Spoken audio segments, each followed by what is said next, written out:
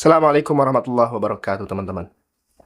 Kang Deddy Mulyadi berpidato di hadapan warga Kebumen, Jawa Tengah, disaksikan oleh Gus Miftah, teman-teman. Kita lihat. Mending kalau punya anggota DPR-nya baik kayak Pak Dur. Kalau enggak, ngemis sama pusat. Negara bukan punya pusat, negara adalah desa yang terhampar di seluruh Indonesia. Itulah pemilik saham terbesar negara. Betul nggak? Betul nggak? Nanti diatur. Saya sudah hitung itu. Saya dengan Pak Prabowo pernah ngitung. Pak Deddy, kata Pak Deddy, nyelesain kemiskinan pertanian gimana? Gampang, Pak. Bagaimana? Satu, pupuk jangan dibikin susah-susah.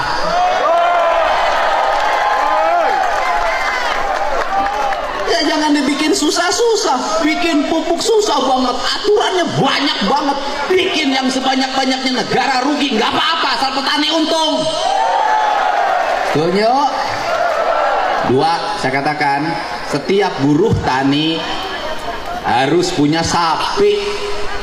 Bantuan sapinya jangan kayak kemarin-kemarin, Pak, dari Kementan, kurus-kurus, tua-tua, nggak mau hamil lagi.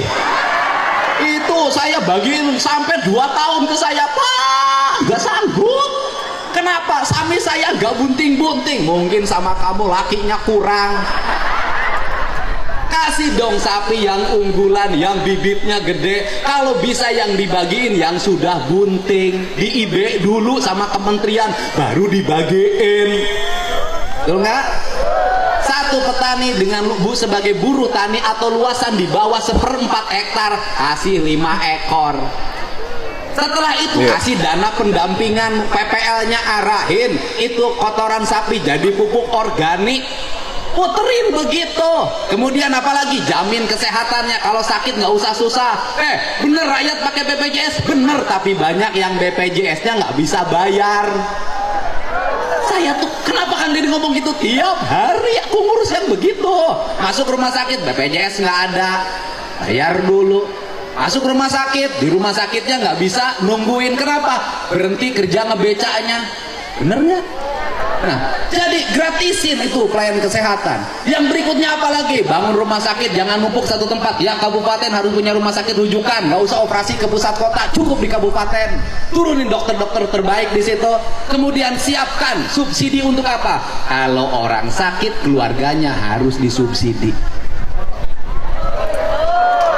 Luar biasa, luar biasa. Kenapa kan dia ngomong gitu? Suaminya sakit, bininya nungguin. Yang nyari duit siapa?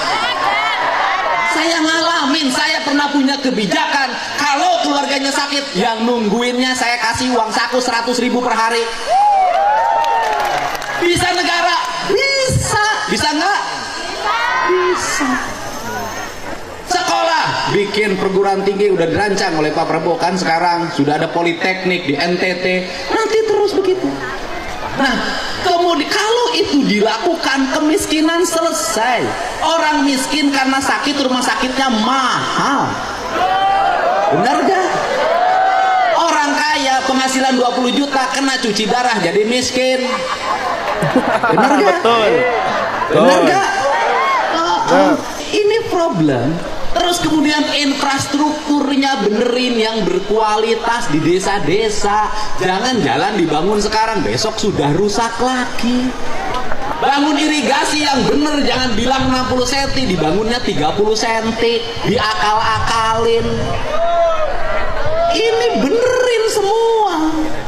Terus yang berikutnya, negara tegas, termasuk yang di bawah umur jangan pakai motor. Saya sampai ngurus begitu, saya jadi bupati ngurus begitu, bikin aturan tidak boleh pakai motor ke sekolah. Kenapa? Di bawah umur pakai motor merusak hidupnya. Dia tiap hari kerjanya main HP sama motor-motoran, ibunya sampai hitam legam di sawah begini, rusak generasi. Apalagi? Nah, bikin aturan, ini Jawa Barat. Aturannya apa? Mereka yang hajatan boleh hajatan kalau punya uang. Yang nggak punya uang nggak boleh hiburan-hiburan, udah numpeng aja. Kenapa? Di Jawa Barat banyak yang kawinan pinjem Bang Emok. Beres Bang Emok, hutang sampai pergi ke Arab. Ini negara ngatur.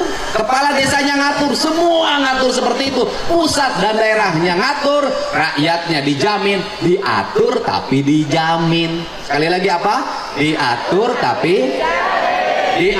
tapi jangan suka ngatur kalau tidak begitu. Orang yang ngatur harus ini tugas negara mengatur dan tugas rakyat diatur dan mendapat jamin.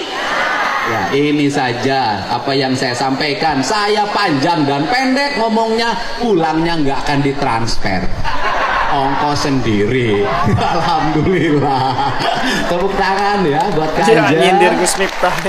Kebetulan saya tiap malam keliling untuk menyampaikan pesan-pesan Pak Prabowo. Tadi malam di Cirebon, sekarang di sini. Nanti malam saya harus ke Bandung, besok saya ke Bekasi. Saya tiap malam keliling untuk menyampaikan pesan. Saya ingin Indonesia kepemimpinan Pak Jokowi diteruskan sama orang yang jujur, orang yang otentik, bukan kosmetik, orang yang tidak suka pencitraan tapi ngomong apa adanya, orang yang selalu dihianati tapi tidak pernah mengkhianati. Setuju? Kita ucapkan terima kasih, kita sambut Gus Miftah datang ke tempat ini. Monggo di aturanan lega, atur nuhun, wallahu muwaffiq ila aqwamit thoriq. Assalamualaikum warahmatullahi wabarakatuh. Kasih Bu. Luar biasa. Alhamdulillah. Terima kasih Kang Deddy Mulyadi atas sambutannya yang sangat luar biasa. Tepuk tangan sekali lagi Bapak dan Ibu. Ya, tepuk tangan.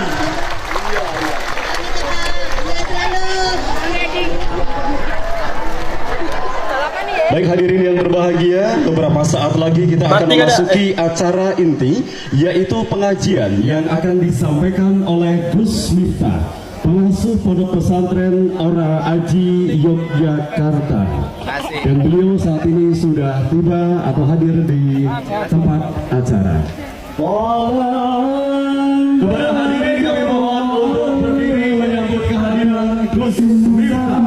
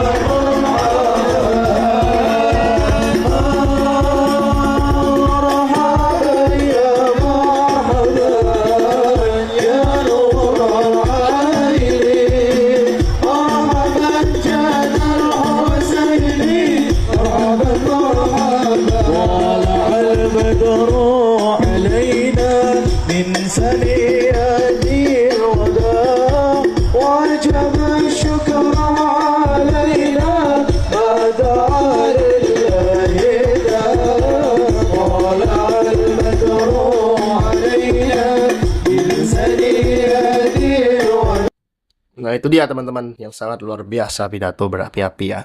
Terima kasih sudah menyaksikan video kali ini, jangan lupa subscribe. Assalamualaikum.